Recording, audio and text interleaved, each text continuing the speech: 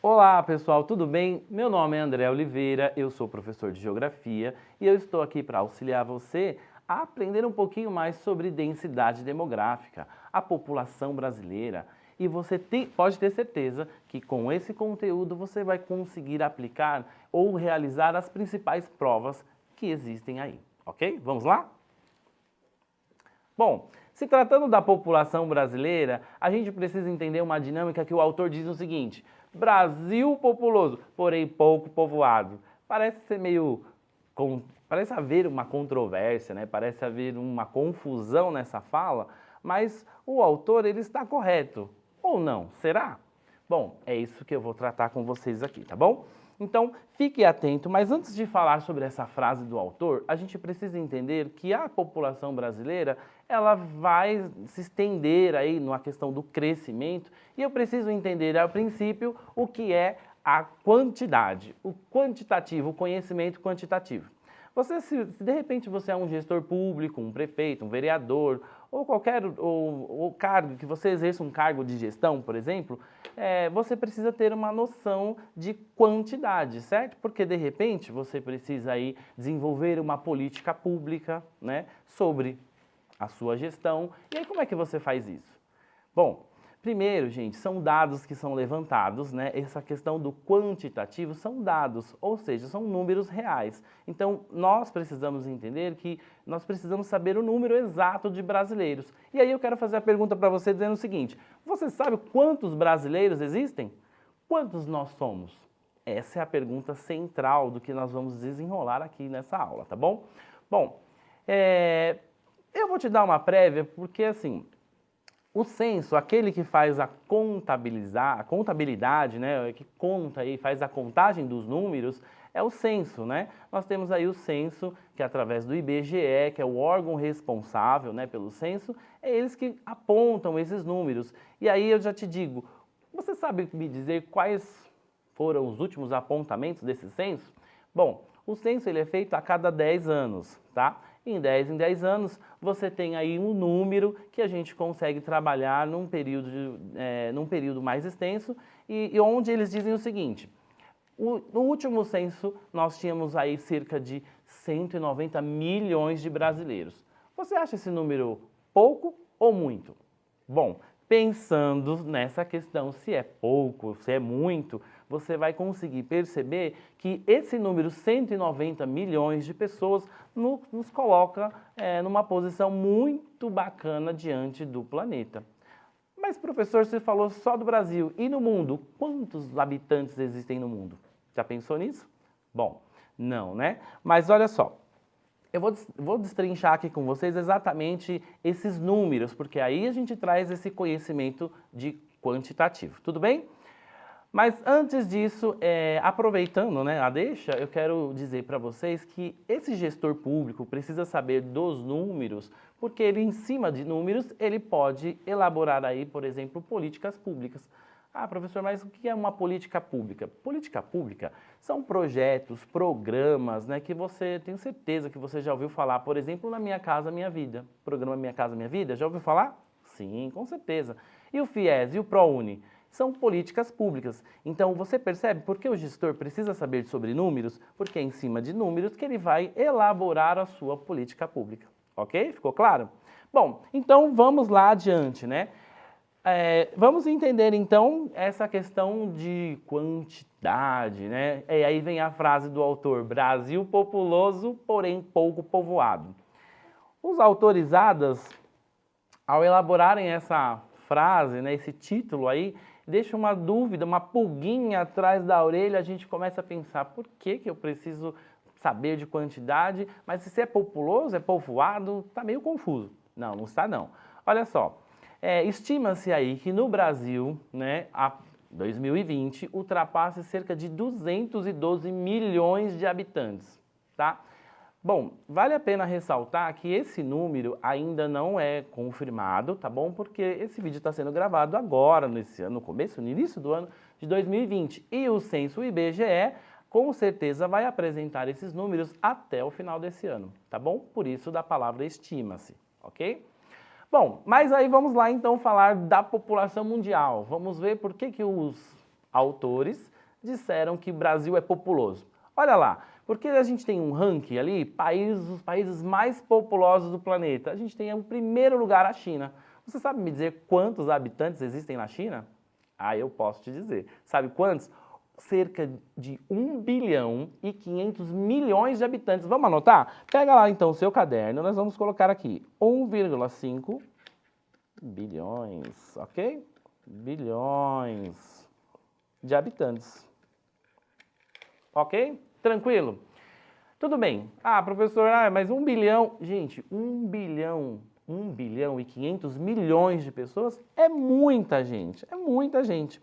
Agora eu quero que você memorize aí, tá? Não vou deixar aqui os números, porque isso você vai ter que precisar saber de cor e salteado. Bom, e a Índia? Professor, em segundo lugar eu estou vendo ali a Índia. Quantos habitantes existem na Índia? Pensando bem, sabe quantos habitantes existem na Índia? 1 bilhão e 300 milhões de habitantes. Gente, é muita gente. E nos Estados Unidos, professor, que vem em terceiro lugar, aí nós temos cerca de 300 milhões de habitantes. 300 milhões. Vou colocar o da Índia aqui rapidinho, não me esqueci, tá bom? Ah, vocês acharam que eu tinha esquecido. Claro que não. 1,3 bilhões. Tudo bem? Só por alguns segundos, depois eu tiro. Bom, e aí em quarto lugar nós temos a Indonésia com cerca de 280 milhões de pessoas. Olha isso, gente. Mas, professor, e o Brasil? Segundo o último censo, nós somos 190 milhões. Mas a gente já está no ano de 2020, então eu já vou colocar aí a minha estimativa, que está em torno de 210, 212 milhões. A pergunta é,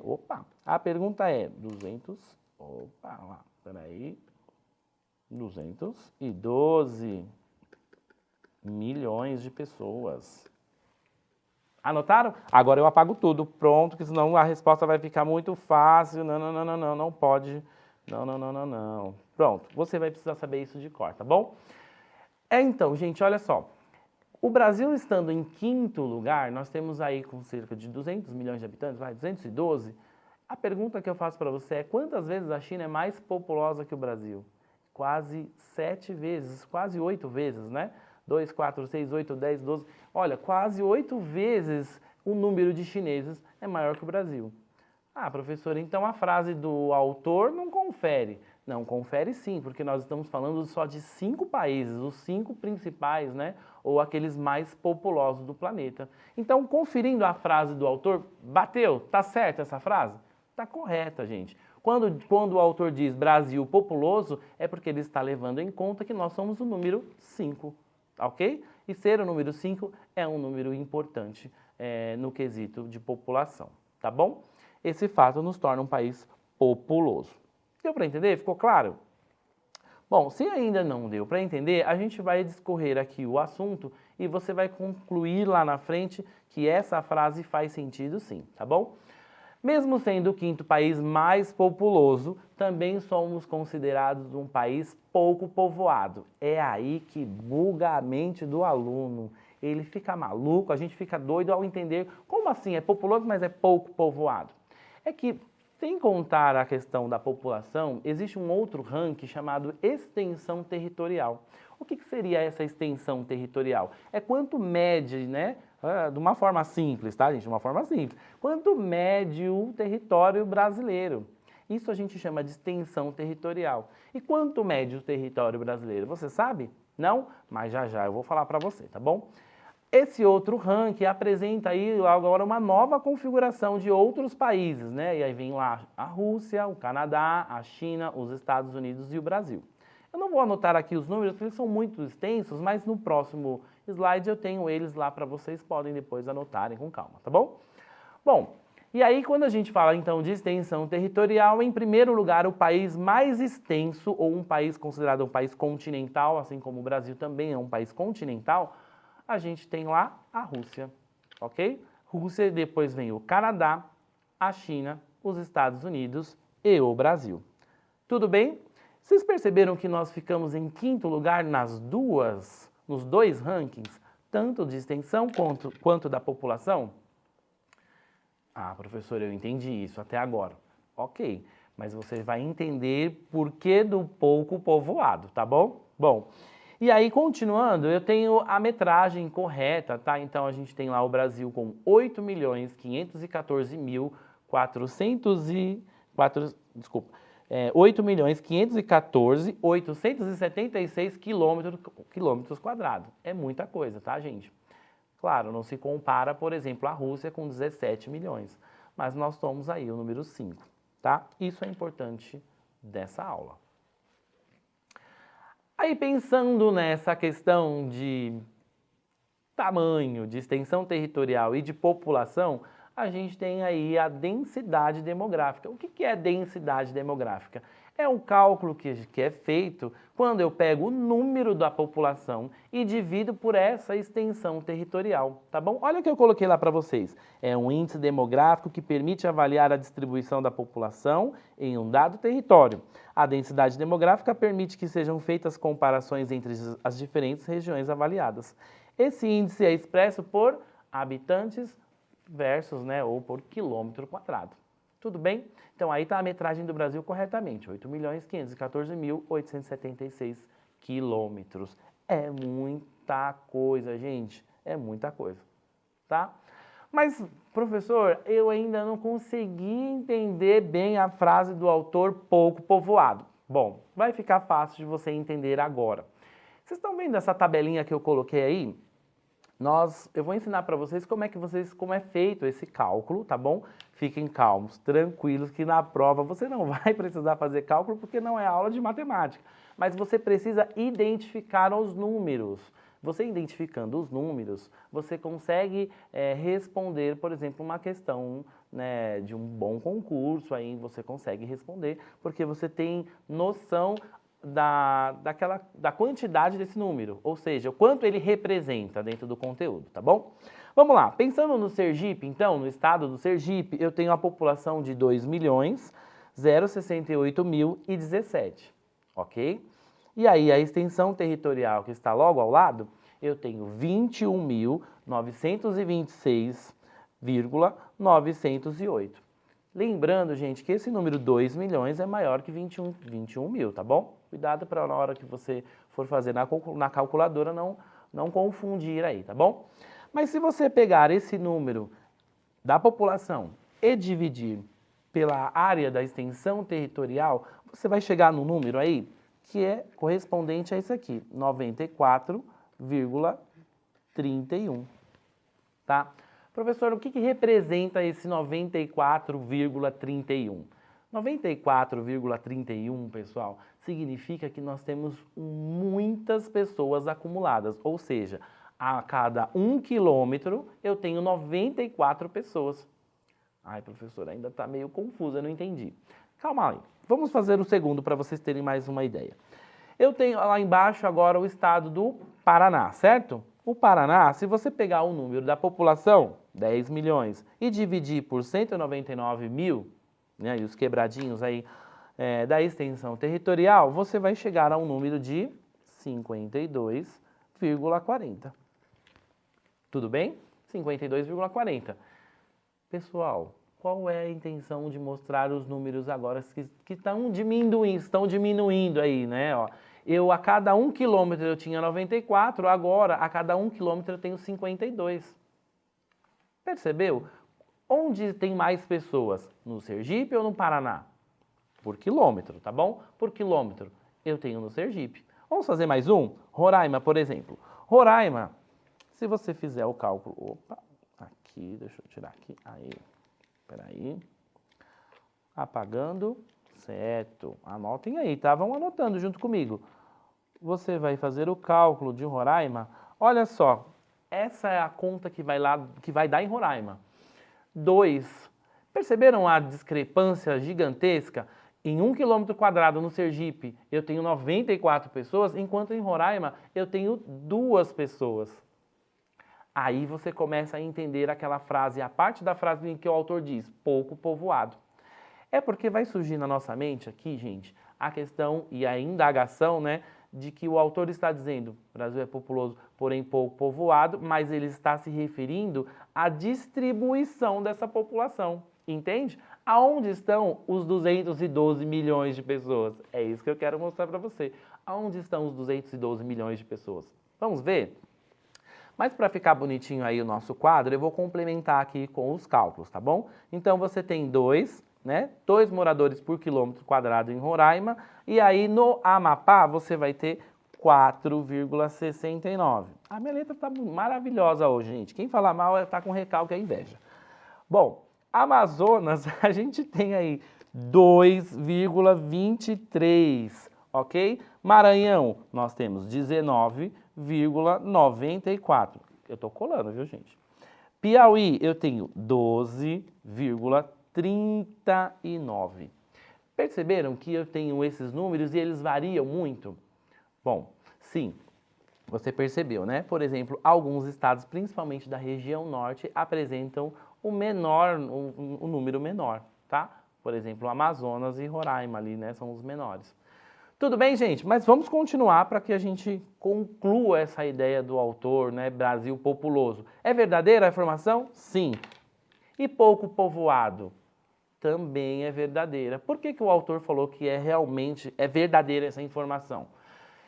Porque quando a gente analisa aqueles 212 milhões de habitantes, a gente tem que se perguntar onde é que eles estão. Então, nesse gráfico que aparece para você, você consegue ter uma real dimensão de onde estão os brasileiros. A região sudeste, nos estados de São Paulo, Minas Gerais, Rio de Janeiro e Espírito Santo, a gente tem aí a concentração, um grande número da concentração da população brasileira. Cerca de quanto, gente? 42%. É muita gente, principalmente nos estados de São Paulo e Rio de Janeiro, né? Bom, e aí qual seria a segunda região mais populosa? Nós temos a região do Nordeste. Olha só o Nordeste com cerca de 27% da população. E terceiro lugar, pessoal, vem a região Sul, muito bem, com 14%. E aí vem depois, logo em seguida, a região Norte e depois a região Centro-Oeste. Deu para você entender a dinâmica da frase Brasil populoso, porém pouco povoado? É porque quando ele diz pouco povoado, é porque ele está se referindo a essa distribuição da população. Existem lugares no Brasil que são muito extensos, né? Por exemplo, a Amazônia, mas nem toda a Amazônia é habitada, entende? Então, a concentração das pessoas está em outro lugar. É isso que o autor quis dizer com Brasil populoso, porém pouco povoado. Bom, ficou fácil, né, essa parte? Acredito que sim. Bom, mas vamos lá então, continuando. Mas como é que a gente chegou a esse número então, professor? Como é que a gente chegou a ser aí o quinto país mais populoso com a população de 212 milhões de habitantes? Ah, eu digo para vocês. Teve uma época no Brasil em que uma coisinha chamada taxa de natalidade, olha que bonitinho, eu vou fazer até uma... Opa, apertei aqui de novo. Vou fazer até um coraçãozinho aqui, ó, que bebê lindo. Mas, na verdade, tem uma estratégia por trás dessa imagem, tá bom? A forma de você memorizar o conteúdo, eu coloquei essa imagem do bebê porque a gente vai falar da taxa de natalidade. Houve uma época no Brasil, por exemplo, na década de 40, 50, 60 e 70, que a taxa de natalidade ela estava extremamente alta. Mas, professor, o que é a taxa de natalidade? Está aí para você, ó. É um dado estatístico segundo o número de nascidos que contribui para o crescimento demográfico. Pessoal, deixa eu contar um negócio para vocês. Vocês sabem quantos filhos a minha avó teve?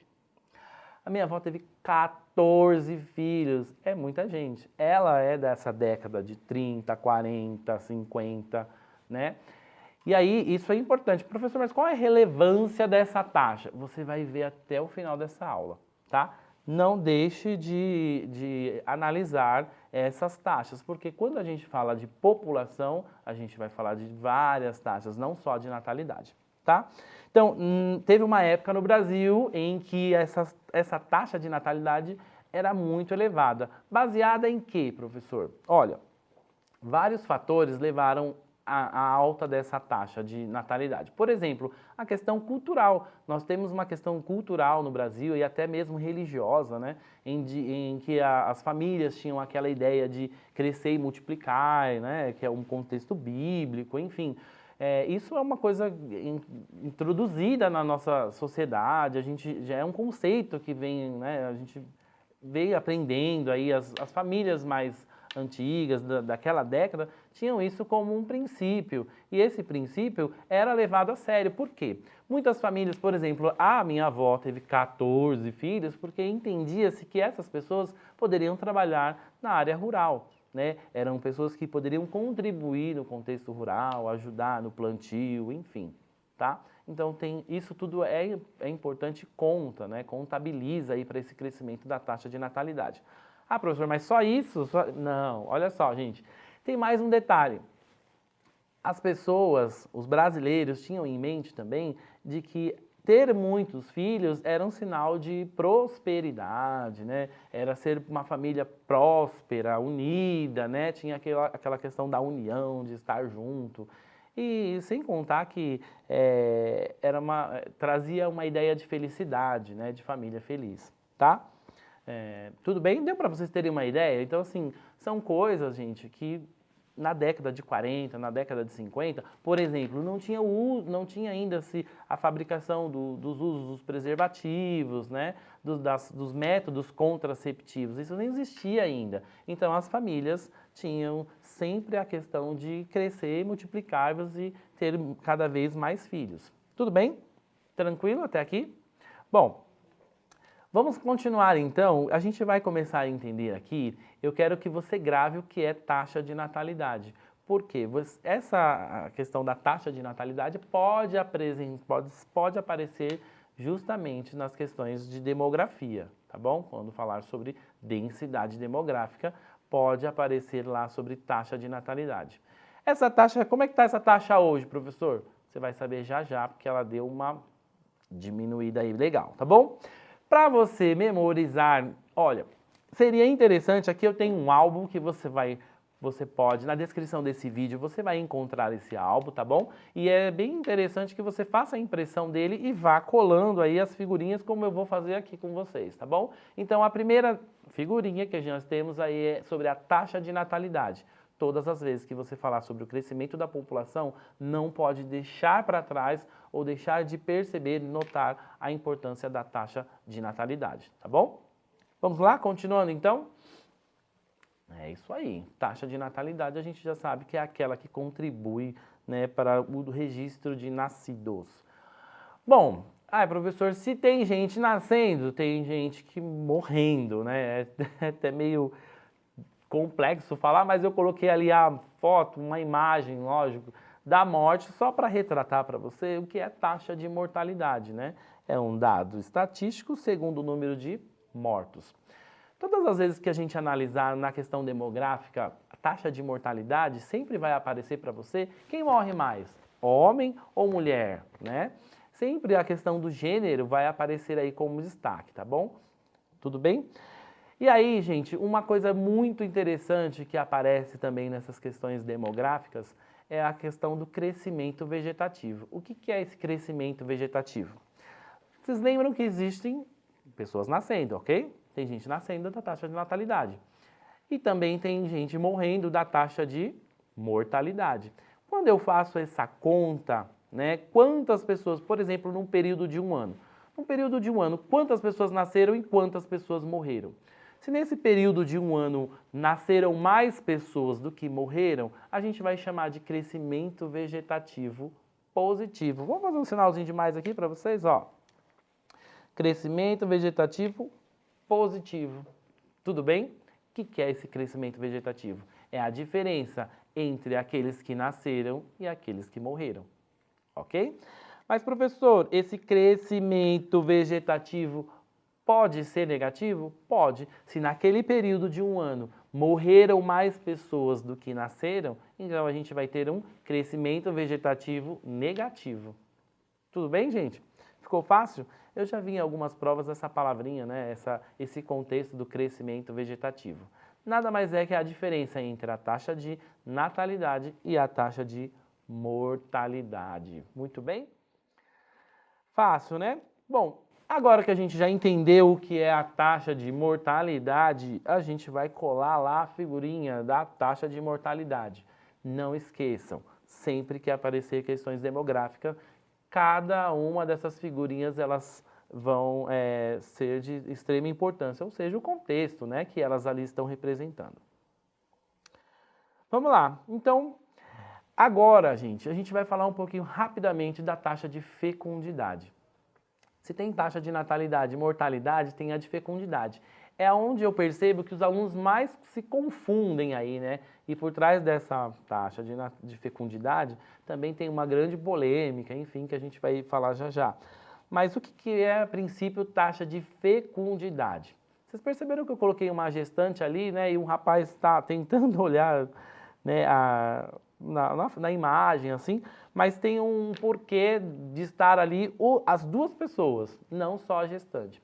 Porque, na verdade, a taxa de fecundidade ela é um dado estatístico que vai relacionar o número de filhos por mulher, tá bom? Ou seja, primeiro ela vai analisar quantos filhos e o período fértil que essa mulher tem, né? Ou seja, a mulher tem uma idade, um período fértil estipulado lá mais ou menos, tá, gente? Não é uma coisa padrão, mas em torno de 15 a 50 anos, tá? Então, as meninas, por exemplo, da época de 1940, 1950, elas tinham filhos muito mais cedo do que as meninas de 2020, por exemplo, tá bom?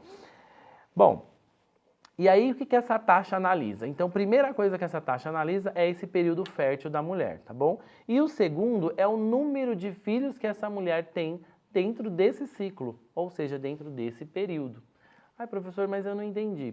Lembra do exemplo da minha avó? A minha avó, em todo o período fértil, ela teve 14 filhos, né? Muitos filhos. Bom, já a minha mãe, por exemplo, só teve 5. E as minhas irmãs só tiveram 1. Percebeu a diferença? Dentro do período fértil, ou no ciclo, né, fértil de cada uma delas, das quais eu aqui citei, elas tiveram um número de filhos. Bom, mas aí, professor, o que isso tem de importante? Gente, tem muita questão importante, assim, essa taxa de fecundidade, ela vem caindo muito, né, ao passar dos anos. Por quê?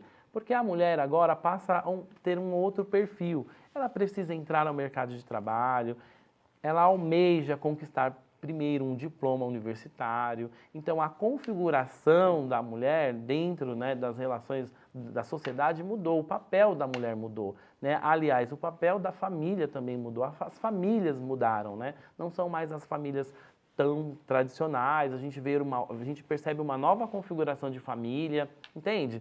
Então, tudo isso tem relevância. O que eu destaquei para vocês aí em verde foi a questão socioeconômica.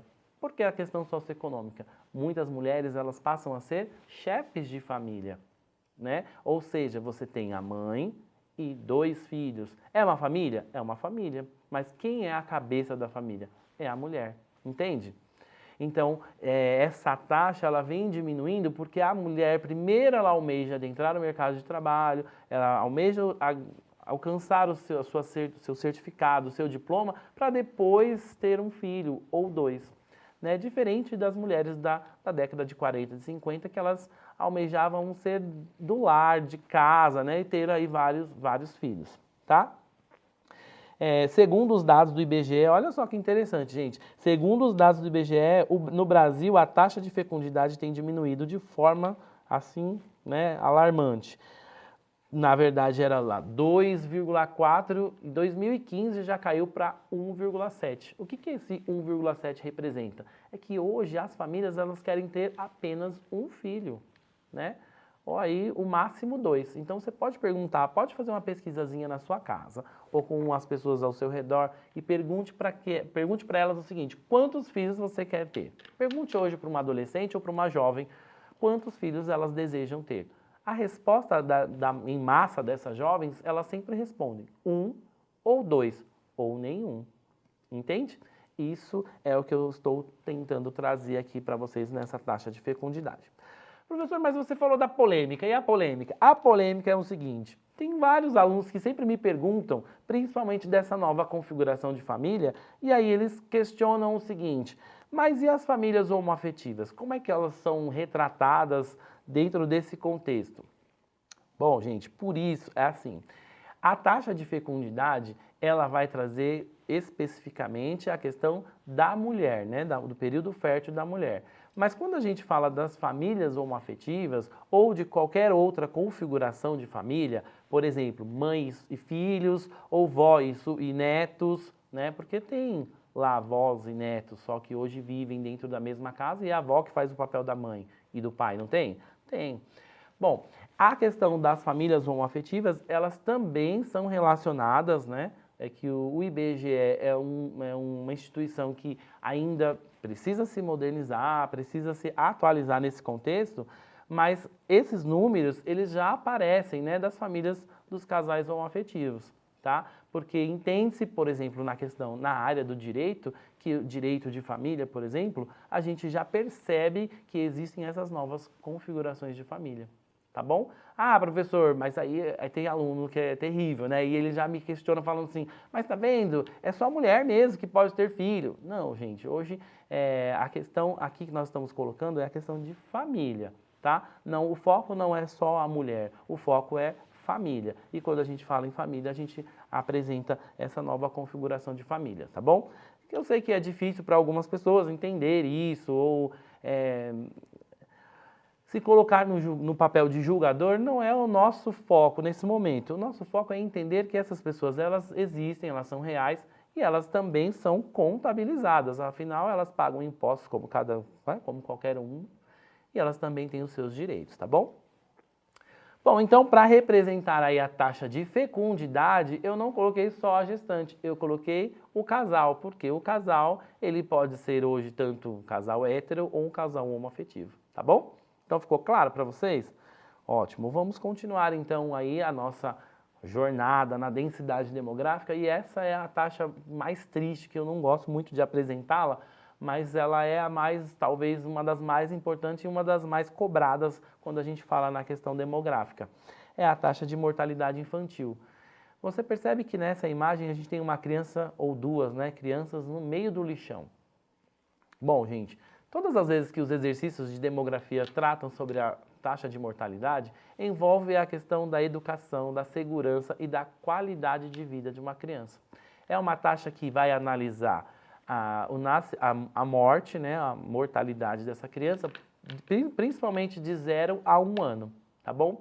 Como não confundir com a taxa de mortalidade, professor? É simples. Lembrando, taxa de mortalidade infantil, a gente vai contar de 0 a 1 ano. Taxa de mortalidade aí acima de 1 ano, tá bom? Tudo bem? É triste porque envolve uma questão socioeconômica, né, de abandono, enfim.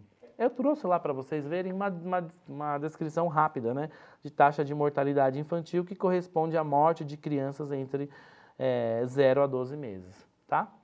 E aí fica fácil de você memorizar que o que vai ser cobrado vai ser as questões socioeconômicas, ou seja, essa criança ela morre, a probabilidade de uma criança que vive no lixão morrer é muito maior de outra que vive num lar, com casa, com família, com uma outra estrutura. Tudo bem, gente? É difícil, né, a gente olhar uma imagem dessa e ficar, né, sem pensar, meu Deus, tem crianças nessa situação e é verdade, né? Bom, continuando então aí, fora a taxa de mortalidade infantil, a gente tem uma outra taxa que também é super polêmica, dá sempre uma confusão, mas é bacana a gente entender a dinâmica dessa taxa. É a taxa de expectativa de vida, ou taxa da esperança, como ela também é chamada. Por que eu tenho a imagem ali de uma senhora e 2 jovens? Porque quando a gente fala de expectativa de vida, a gente vai relacionar a longevidade, ou seja, quanto tempo vive o brasileiro? Você sabe em média quanto tempo um brasileiro vive? Alguns anos atrás a média era de 65 anos. Hoje esse número passa a ser aí, pulou para 75. Ou seja, houve um aumento, quer dizer, os brasileiros estão vivendo mais. E aí quem vive mais? Homem ou mulher? Sempre vai entrar essa questão também do gênero, tá? E aí, professor, mas qual é a polêmica de tudo isso? A polêmica é o seguinte, gente. Lembra que a gente falou da taxa de natalidade e fecundidade? Elas estão diminuindo no Brasil, não estão? E quem repõe, né, ou quem mantém os idosos? na questão da Previdência Social? São os jovens. Então vamos pensar na história da minha avó de novo? A minha avó teve 14. Vocês sabem que esses 14 filhos, são os meus tios, eles estão vivos, certo? Todos eles estão vivos. E quem mantém os meus tios? Os jovens de hoje, ok? Então se você parar para analisar, quem mantém essa senhora de idade são os jovens que ali estão. Só que se eu tenho uma diminuição, uma redução na taxa de natalidade e na taxa de fecundidade, eu tenho um envelhecimento da população. A população brasileira hoje, ela é uma população envelhecida, certo? Deu para vocês entenderem? Se eu tenho aquele monte de gente, se lá em 40, e 50, e 60 a taxa era extremamente alta de natalidade e fecundidade, hoje eu tenho muitos idosos. E aí é o problema na questão da Previdência Social. Por que a preocupação do governo em fazer essa reforma de uma forma rápida, né? Porque, segundo os dados, né, do governo e estatísticos que são verdadeiros nesse sentido, né? Eu tenho hoje um número de jovens muito menor do que naquelas décadas, né? E aí quem mantém esses idosos? Pare e pense. Exatamente isso que o governo está apresentando para você, tá? Não só o governo atual, tá, gente? Todos os governos vão apresentar esses dados, que são dados relacionados à geografia. São dados verdadeiros. Hoje as mulheres têm menos filhos, né? As famílias têm um número de filhos cada vez menor, por uma questão socioeconômica, e aí a gente tem esse impacto na Previdência, porque a gente não tem quem sustente, ou quem banque, ou quem mantenha aqueles idosos da década de 40, 50, 60, tá? E aí, gente, vai rolar uma discussão. Isso é positivo, é negativo? A gente não vai entrar nesse mérito, nesse contexto, porque não é interessante. Mas cabe você pode ressaltar, por exemplo, isso numa redação. Se você quiser argumentar que o governo, ou qualquer outro tipo de gestor tem que se adaptar, tem que fazer algum tipo de adaptação para sustentar esses idosos, né? Tem que haver aí uma análise, como é que feito? Tem que ser feita, na verdade, um planejamento. Como é que vai manter tudo isso? Deu para entender? Ficou claro para você? Bom, é esperança de vida também, porque, na verdade, é como eu almejo estar lá no futuro. Será que eu vou ter uma aposentadoria? Será que eu vou ter um dinheiro guardado para me resguardar, né? Para poder me manter? Essa é a dinâmica que todo mundo se preocupa quando a gente fala de expectativa de vida, tá bom? Bom, então vamos lá, né? Vamos analisar aí, ó, certinho. Até coloquei um resuminho bem simples para vocês, para ficar fácil. Também é conhecida como taxa da esperança e corresponde ao número dos anos atingidos por uma população de um determinado espaço de tempo. Com o passar dos anos, esse dado tem aumentado em diversas partes do mundo. Atualmente no Brasil, a esperança de vida é de 75 anos, tá? Então, gente, ó, aí eu vou deixar uma dica para vocês, só para você pensar, tá bom? Só para jogar uma poeirinha aí e salientar o que eu estou dizendo. A reforma da Previdência traz uma questão, né? Por isso da polêmica.